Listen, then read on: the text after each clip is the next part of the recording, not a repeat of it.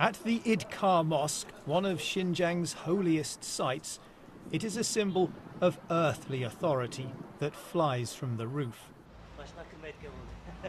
But the access we're being given is designed to show that any concern about China's tightening control of religious faith is misplaced. With the government-approved imam denying, for example, that long beards are now banned in Xinjiang.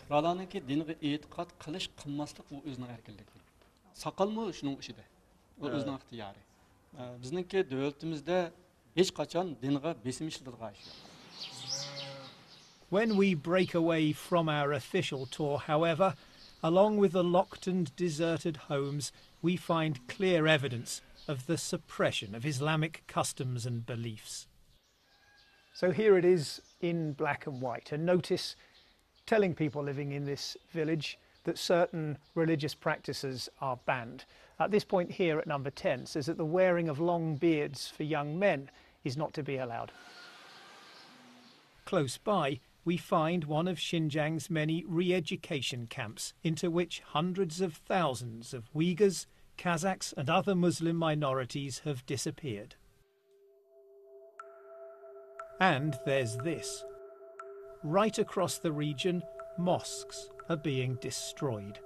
Over the past 2 years in cities, towns and villages, dozens of religious sites once clearly visible on satellite images have been turned into patches of bare earth. China's case is laid out in gruesome detail in this exhibition, designed to prove that its policies in Xinjiang are a rational response to years of separatist violence. But access becomes far harder when we try to independently film the effects of those policies in the city of Keria. 为什么我们不会去清真寺吗？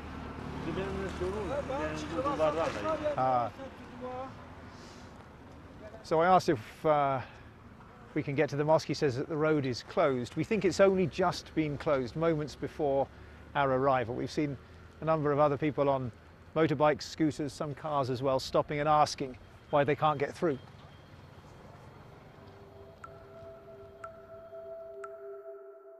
We're hoping to find out what's happened to this, the gatehouse of the city's Aitika Mosque.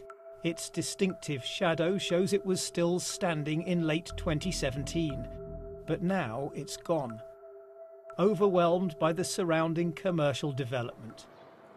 We managed to get close enough to film some of the building work.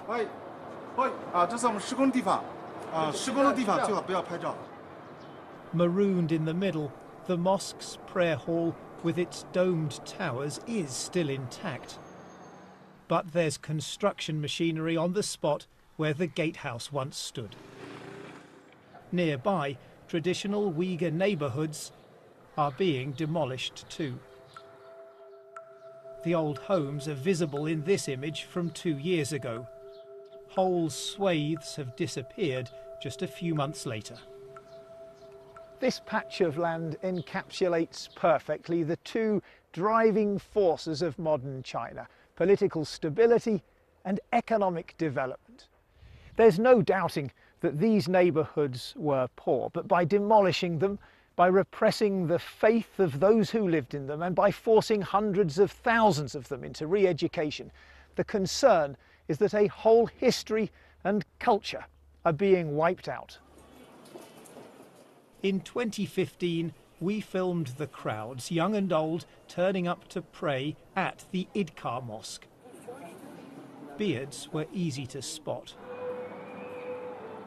4 years on, the faces are clean shaven. And this is the scene just before prayer time. Inside, a few elderly men gather in silence. Isn't the truth that what we've just seen is proof that China has suffocated Islam in this region? ilgari haqiqatan ko'pdi. Nima uchun ko'pdi desa, u vaqtida hamda ish o'rinlarini ta'minlaydigan ish yo'q. Lekin xalqlarning turmushi namorat, o'ttir yoshliklar ish emgak bilan va tijorat bilan, hunar kasb bilan shug'ullanyapti. Shunda bo'lgandan keyin kunduzi ular tijorat qiladi yoki hunar kasb yoki xizmat qilganlik uchun bu yerga namoz o'qiydigan vaqti yo'q. Until recently, this place was the vibrant heart of a deeply devout society. Now, there's almost no one left.